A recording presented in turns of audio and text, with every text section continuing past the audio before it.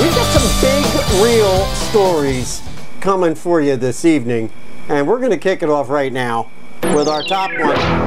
And, well, being the NASCAR fans that we all are right here, we kind of move this one all the way up to the top. I think probably any good sports program anywhere in America who does what we do would make this the big story, because it is. And that was all the news breaking late Saturday night and continued on into the wee hours of Sunday morning. Twitter ran amok. I know this for a fact because I was sitting there monitoring it until 3 a.m. With the Tony Stewart quote-unquote incident up in Canadaigua Motorsports Park in upstate New York, where while competing in a dirt track sprint car race, Stewart hit and killed 20-year-old competitor Kevin Ward Jr. Now, by now, many of you have seen the amateur video of Ward exiting his car during a caution as a result of Ward being pinched into the wall by Stewart. And while on the darkened track, all cars in caution, they're coming around slower than normal. Ward can be seen approaching Stewart's car, wagging a finger at him. You hear the engine rev, obviously, of Stewart's car, and then suddenly the rear wheels kick out sideways, swiping Ward and sending him flying. EMTs attended to Ward on the ground. Canadaigua Motorsports Park suspended, canceled all additional racing for the rest of the evening. And, well, I finally had to retire at 3 a.m. with no concept of what was happening, but apparently later on, Kevin Ward and officials announced that he had died as a result of blunt force trauma. All right, gentlemen, let's go around and get a read on this. It is still being debated as we come here live on Thursday, whether Stewart will or could face any kind of criminal charges. Apparently, the Sheriff's Department up in Ontario, Canada, or up in Ontario, New York, close to Canada, obviously, has indicated he expects the investigation to go on for at least 2 weeks yet. A civil lawsuit from the Wards obviously seems certain in this particular case, particularly considering how well-heeled Tony Stewart is. Regardless, though, of how either of these situations might go, that is criminal matters versus civil matters, it would seem to me that this is a real hit for Stewart-Haas Racing. Sidekick, I want to kick it off with you because we've talked about it quite a bit here since Sunday here at the Frat House. We haven't had a chance to actually hear your take on it, so let me start there. Overall, give us your read on this one. I guess go with it wherever you want as far as how I couched it. Well, you know, first of all, it is unfortunately one of those dark spots in racing history. You know, no one ever wants to see something like this happen.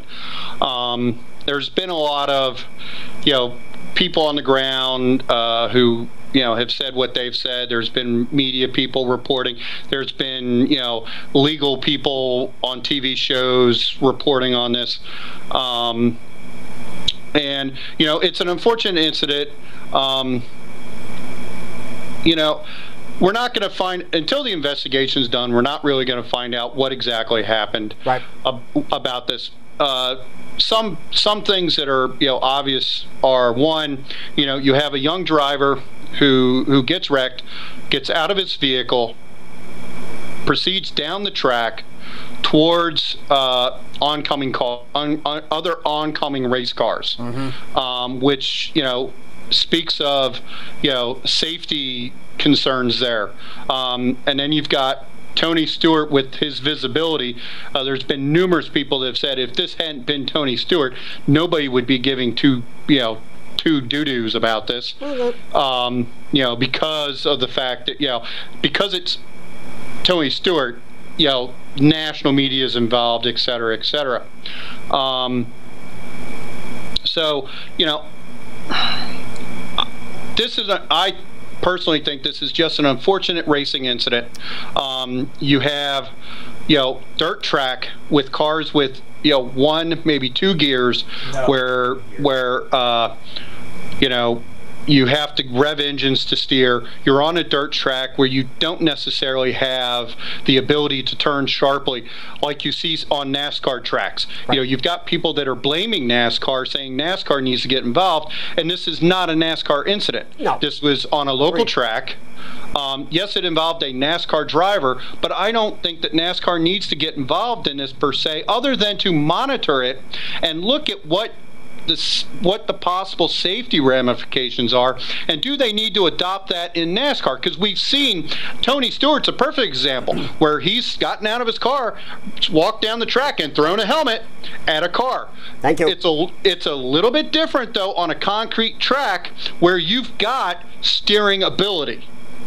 You can at 50 miles an hour you can turn a NASCAR on a concrete or a paved track. You're talking about cars that are going 40 to 50 miles an hour that have to keep going at that speed because they've got one or two gears. They can't shift. And if they stall, you have to bump them. You have to push them to get them restarted again. You just can't turn a switch in a car.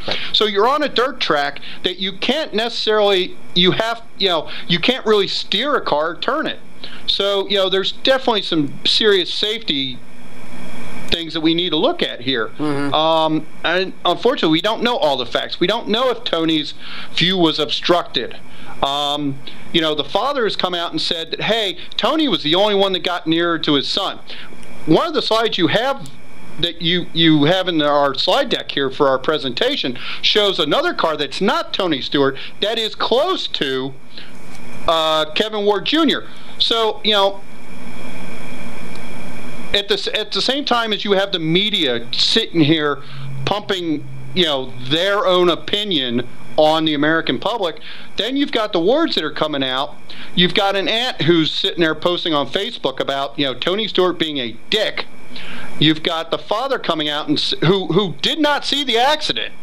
He was not. In his own statement, he was not. He was actually back in the pits and did not see it. Right. Okay. But yet he's speaking like he was there. Right. And he's got some choice words to say for Tony.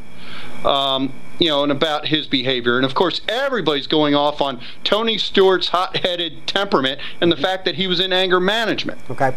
I think what people are not seeing here is, to take another man's life is a very serious, leaves a very serious image on someone's mind. And I don't think that we're going to see Tony Stewart back this season. Like we didn't see him finish out last season with the broken leg. I very seriously think we're not going to see Tony Stewart the rest of the season. We potentially may not see Tony Stewart back in a race car due to this incident. It takes a lot for a human being to willingly kill another human being. And I think people are taking this cavalier attitude that, Tony Stewart wanted to bump them, dust them, or do whatever. They're not taking into account, what kind of mindset that takes in a human being and the effect that the emotional toll that takes on somebody. And I think we're seeing that with Tony Stewart right now. Initially, it was, hey, we've got a race to run, but as time went by, it started to sink in on Tony, and I don't think we're going to see Tony back this season. Bumping, dusting, intimidating, sending a message, as has been suggested, is not intentional, however, Sidekick, and so you can't necessarily say that there would have been intent necessarily with that. Now, I want to answer some of the things that you had, or at least I want to pose a couple of questions to some of the things you said, but I want to get to Uncle Mark, because I want to give everybody their fair share on this one. Go ahead, give us your read on what you think on this situation. Tony Stewart's anger management issues, which are well documented since about 2002. Let's bear in mind that a lot of the lash out that occurred at that time was not at fellow drivers, but at the media. And I contend that that was as a result of the fact that the man came from racing through all levels and learned to run everything well and was not prepared for the media publicity blitz that came with the fame of being a champion. Good point. That being said, this incident, while being targeted as a potential road rage, and I'm not going to get into the mind of the man because I cannot. And out of, I guess, fairness, I won't do it on behalf of Ward. I'm not going to try and get in their mind. But once again, Tony Stewart is confronting the media in a mad, mad way. He has not had to for many years. He has actually quelled a lot of that. He has been quietly the owner, but he's been quietly helpful to charity. He's been quietly promotional of young drivers. I do not believe that the man wants to hurt the sport.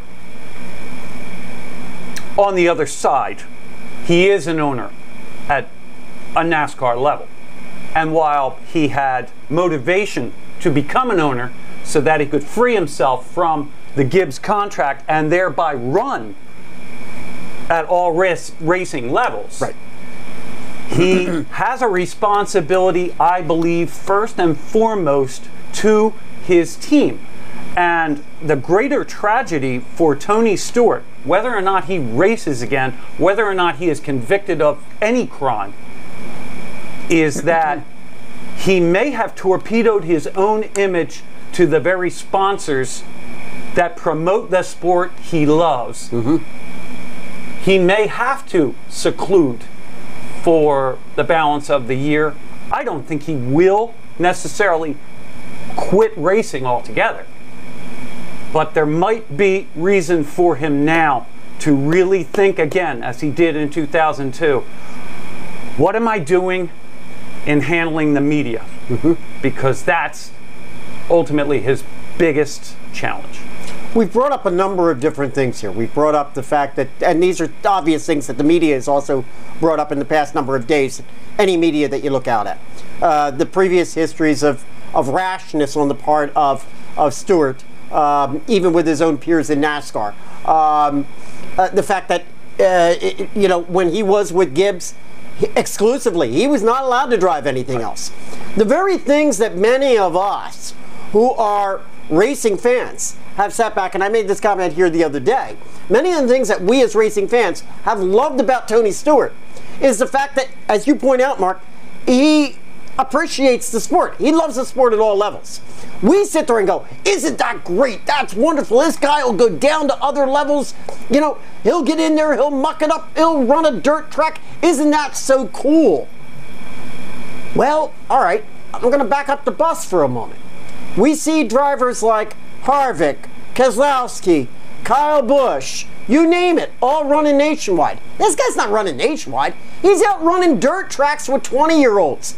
My question this, why? I've said it for years. Why is Tony Stewart out there doing this? And is this a smart move on his part? As you point out, Uncle Mark, an owner. Is this a responsible move as an owner entrusted with not, you know, a couple of millions of dollars, but probably tens of millions of dollars to field 4 cars a year? All those people that are depending upon him, the crews, all of the numbers of people that are counting on Stewart-Haas Racing. Is this a responsible move? Seriously. And that's where I come down on it. I looked at it the other night and I said to myself, here we go. While we have all appreciated what Tony Stewart, you know, we love that machismo. God, we sit back and we look at it and we go, oh, I'd love to do that. Is it really smart? You know, if this were a football player, if this were an owner of a team, Christ, we were talking about Irsay last week, we would sit back and we would go, you irresponsible idiot. We're not doing that right now. We're looking back, we're going, boy, I hope it all works out. Geez, I hope this, you know, I hope it's not the end of his career. Why aren't we coming down with the same kind of, I guess, angst, anger, vitriol, perhaps maybe that we would with, say, an Irsay from the Colts. Anybody? Well, the situations are completely different. No, I don't know if they are. Okay, wait a minute. You can get into the specifics. I'm not talking specifics. I'm talking about the whole concept of responsibility an owner has to their people and their team. Is it responsible for Tony Stewart? This isn't Kurt Busch, one of his employees that's out there doing this. This isn't Kevin Harvick that's out there. This is Tony Stewart. Nobody's going to tell the boss what he can do. No, but there are several other drivers that do race dirt tracks and do other things like that. I mean, you look at Eldora. You know, you have that charity race that's run. You've got Kasey Kahne, you've got other drivers where they run charity dirt track events. Tony Stewart's doing it far more often than just once a year at a charity thing that perhaps maybe Kasey Kahne might be doing. Come on. Well, sure. You know this. But Tony Stewart's being an ambassador for the sport of racing. He's going down to the grassroots level, and he's trying to get people interested and bring people out to the track while he's also satisfying his urge to race. And I understand what you're saying, and for God's sake, I mean, I'm sure Canadaigua and all those other little tracks out there all across the heartland of this country appreciate when Tony Stewart shows up. I'm sure they do. But NASCAR isn't the one sitting there going, hey, we'd like to have a handful of you guys go out and show up in these little things. In fact, Joe Gibbs said to him, no, you're not allowed to do that. Well, that's a team owner. That's Joe Gibbs as a team owner saying, hey, I don't want the guy I'm paying all this money to out there potentially risking getting himself hurt. NASCAR, though, I bet you, wants him to go out there, wants Tony Stewart out there at those local tracks, drumming up, because that's where the Joey Logano's come from. That's where the Reed Sorens, that's where these kids come from. That come up, like Pee Wee League and, T-ball and stuff like that. So sure, they want to see, they want to, NASCAR, I'm sure, at a top level, wants to see Tony Stewart at a dirt track. Whereas an Irsay, what do you want to see an Irsay do? Other than shut up and own a team. I'm just going to the general concept of responsibility. What responsibility is it? In other words, I'm saying I don't think that responsibility that Tony Stewart has is any less than the responsibility Jeremy Irsay has to his team and to make sure that his team is always presented in the best light. Go ahead, Uncle Mark. Right. Well, there's not going to be probably any good absolution to this affair. However, the conclusion is going to come down to monetary. So, my concern right now, again, going back to not state of mind, but the image of Tony Stewart right now is going to be embattled financially on a number of fronts. Least of which, and more obviously, we would concede is going to be some kind of civil lawsuit for, inappropriate death. Yes. But more likely is that the man, once again, has to walk a tightrope of appropriate media, information, and contact while maintaining his position, unless he divests, as president or chief of Stewart-Haas Racing and all of those sponsors with which he must mingle. And we've said it before, the police system of NASCAR is sponsorship. Right. And when you have, you get. And when you don't, you lose. And this is a very, very, very difficult position he finds himself in. I feel very badly. Yeah. I'm not going to lie. Yeah, so do I. I feel very badly for where the man is. And at the same time, ironically, as Sidekick mentioned, this wasn't a NASCAR sanctioned event. No. However, the shadow of this tiny little track has completely cast across a NASCAR environment. And real quick, before we get off the topic, because we do have to move on, but before we get off the topic, the two of you right here, report came out this evening, we find out Tony Stewart, talking about NASCAR, will not run MIS on Sunday. That actually came as a bit of a surprise to me. I frankly thought that he would run this week. I didn't think he should run last Sunday at Watkins Glen. But this one comes as a little bit of a surprise to me. Sidekick, Surprise? Not a surprise? What do you think? I'm not surprised. Like I said, I don't think we're going to see Tony Stewart back in a Sprint Cup car for the rest of this season. But possibly that. Do you think that that's just simply public relations to take the heat off? No, I seriously think that he's got issues to deal with. All right. I mean, I think this really shook him up a lot. Mm-hmm. You know, in the early hours of the morning after the accident, I think he was okay. He was going through it, but as time has gone on, I think it's really dealt a blow to him mentally. Trying to I'm not even talking about just the all the social media and all the people coming out and all the negativity and all the other stuff. I think just the incident itself, replaying over and over and over in his head, is going to keep him out for the rest of the season. You and I had talked. You were a little bit surprised that perhaps he would not be running this. Well, yeah, I really am, because I think deep down inside, I think the man wants to race. I think the man, if he is innocent, and I live in America, you're innocent until proven guilty. If the man is innocent, the man's probably convicted to the idea that, of course I'm going to run. What are you kidding? Of course I'm going to run. Right. However, again, I think the nagging threat of public opinion is hurting him right now. And it's going to be a media circus at MIS if he shows up.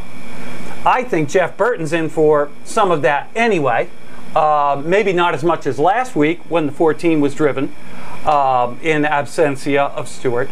But I think even still, Stewart-Haas, as an organization, is still going to have to confront a lot of that. In this case, okay, Burton's going to get behind the wheel. He's a good man. He's doing the right thing. I don't have a problem with it. We get past the next 3 weeks. Now we're into the chase. It's all nobody's actually going to really be. I mean, if he disappears into the woodwork for the remainder of the season, nobody's really going to be even bringing him up. Yes? Well, and, on that topic, I read a report today. No one's seen Tony Stewart in the past several days. He's gone home, and they've been stalking his house. They've seen no movement at his house. Wow. I mean, he's holed up in his house. Wow. Well, God bless That's why I say, that's a shame. I don't think like you're going to see Tony Stewart. Wow. I think the reason he sat out this week more so than anything was the viewing is today, the funeral's tomorrow. They had to make a decision, and they didn't want it to seem. I think they, as an organization, they wanted that part, the funeral, to have its own. Yeah. Have its own platform. Have its own week. We're not going to distract from that by having him show up Friday at the track. I personally think you'll see Stewart back next week. All right. Well, if not next week, we won't. Then Sidekick is right. We may not see him at all. Obviously, we're going to be tracking it here. Sure. Pardon the pun. But I mean, because that's what we do. And being the NASCAR fans, like I said, we moved it right up to the top of our list of big stories.